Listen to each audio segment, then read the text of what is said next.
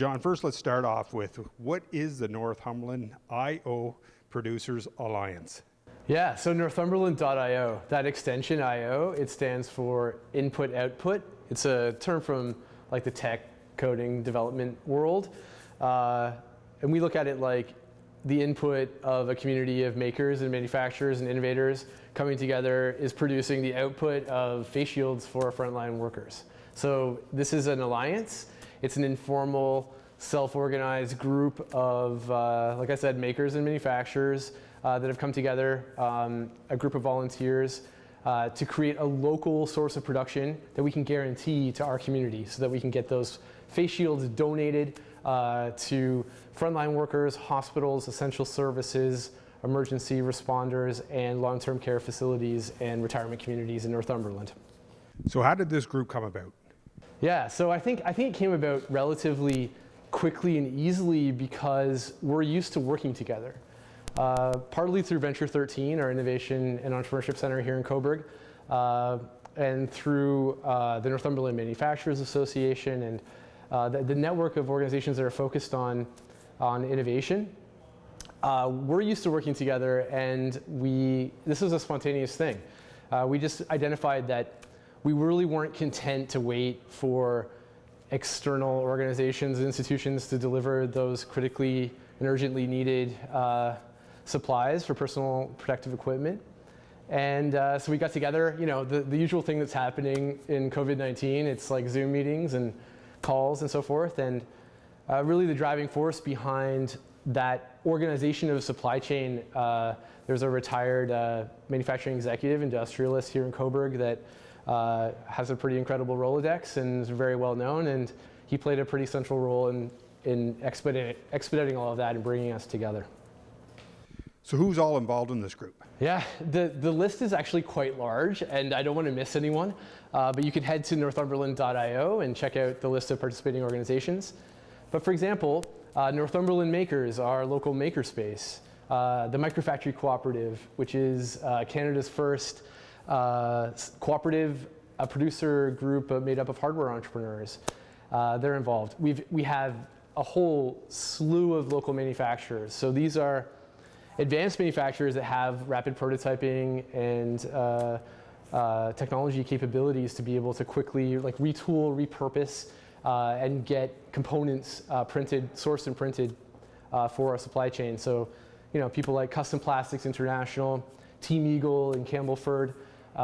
There's a whole list of people that are involved. It's actually quite extensive. When did you come together to start developing the idea of producing these face shields? Yeah, I think it was probably just about 2 weeks ago or thereabouts. So the first phase, really what we decided to do was we wanted to focus on really below the radar, proving and validating that we could actually produce these face shields. So we came together and we met and we evaluated all the various designs that were out there, and we landed on using the Prusa open source design. Because it's a universal design, many communities around the world are using it, and we need to have a common platform for everyone to be producing for. So I think that it started there, and when we agreed on the program, it was really about assigning team leads. So we have volunteers that are running production and QA, supply chain, distribution and logistics. And it was a matter of coordinating everyone, and we're trying to leverage online platforms and software to make that fast and efficient. And then the next step was to have policies and procedures and waivers to protect our volunteers and have that really robust structure. And then finally, a way to communicate to the public. So that's where we launched Northumberland.io and our GoFundMe campaign. And we were able to finally communicate everything after we were satisfied that we had validated the production of the face shields. How long does it take from the time you start the process to the time that you can hand it to an individual at a home that is in need? How long does that process take and what's involved? Well, the incredible thing is that we have daily production happening. So every day we're renewing the availability of supply. It's actually quite quick. You're here in the Innovation Commons at Venture 13. So we actually, this facility, which is usually our lecture hall, we're sequestering the units here. They'll sit for 3 days, I think, minimum, before they're distributed. So we're actually producing every day, and then we have to manage the process of sanitization and sequestration here before they go out to the community. How many can you produce a day, and how many are you up to currently at the day of this interview? Yeah, great question. So actually, we have a dashboard on our website. So we're currently at an average of 77 units per day. That's growing. And actually, we're coming up to our first milestone of having produced our first 1,000 units. So actually, to get here, we needed to work with healthcare practitioners and frontline workers to understand what their needs were. So we're actually also we also have an applied R&D program where we're optimizing the design and working with users. So all in all, that's sort of where we are. Yeah. I guess the big question is, have you received approval from Health Canada to be able to put these out there? Yeah, that's right. So the government of Canada actually issued like interim guidelines on manufacturing of PPE. So we're certainly following those guidelines. Currently, we're actually preparing our submission to Health Canada for a Class 1 medical device manufacturing license, and getting a lot of support there from Chris Gillis, PEng, Durham College, who's a fixture of the Venture 13 community. Yeah, so we're working on that. But in the interim, the need is absolutely immediate and now, and whether it's Northumberland Hills Hospital, Campbellford, Memorial Hospital, and all of our frontline workers, they need face shields. And in the Czech Republic, where Prusa, the company who designed this, initially did their work in R&D, there is obviously medical acceptance within the community and internationally that this is an excellent design, and we're producing it and shipping it. Where are you currently shipping them to? Is it just specifically to help the people in Northumberland County, and who can get these? Yeah, that's a great question. So we're focused, this is a community-based production supply chain for our community. So to receive face shields, you simply have to go on to our website, northumberland.io, and submit an order. And the recipient types, as I said, are hospitals, emergency responders, long-term care facilities, and community retirement communities, and essential services. So we receive an order, and then we will evaluate, verify, and work to deliver that as quickly as we possibly can. But those recipients would be located in Northumberland. And I guess finally, like, the situation is obviously evolving very rapidly. So we definitely have all of our terms of use on our website, but that may change. And certainly we see communities across Ontario where there's obviously similar need, and we're very aware of that. So I guess the big question is, how many people are working?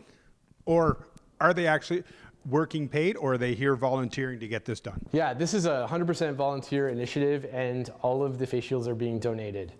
So, and that's why, people asked how they could help, and that was why we launched the GoFundMe, so that we could also raise some money from the community through their generous contributions to help cover the cost of materials and supplies. But this is a volunteer effort, and people are working morning till midnight on this, and we're really appreciative of that.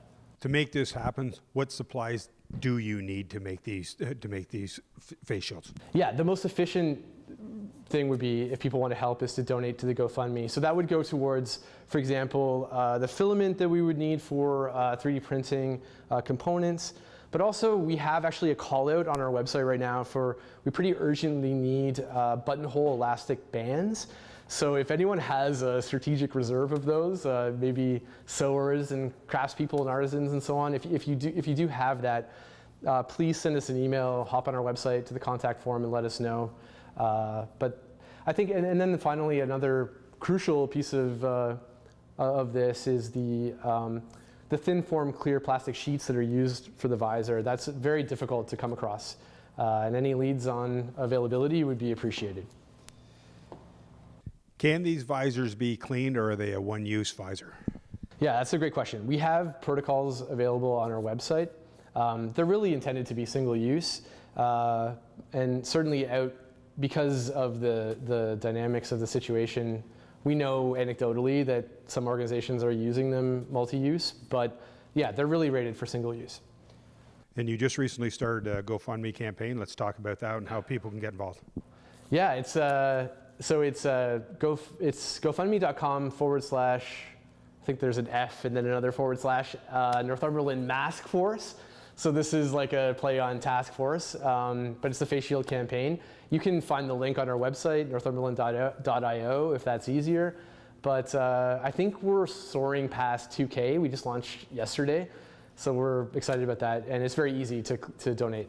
And obviously people are going to be wondering where that money or how you're going to use that money. Yeah, like I said, it's for direct production related expenses, specifically materials and supplies like the filament needed for 3D printing. And then if there is any funding from that campaign that is unused at the end of this initiative, then we will be donating that equally to Northumberland Hills Hospital and Campbellford Memorial Hospital foundations. What's been the reaction thus far from people or places that you have delivered these masks to? Oh, wow. I'd love to have you talk to Catherine Gissing, who has been leading up the delivery effort. But I think it's just profound appreciation. It's like the need is very urgent, and the supplies just aren't there. That may come with mass manufacturing and other larger organizations down the road, but for now it's greatly needed. And there's just appreciation. Our frontline workers deserve our support, and people here have great heart and great passion to be a part of the team backing them in their efforts during the COVID-19 pandemic. Word got out quickly, and you received a pretty big shout out from a pretty big Canadian actor last week on your efforts. Yeah, absolutely amazing. Like, honestly, I don't know how this originated.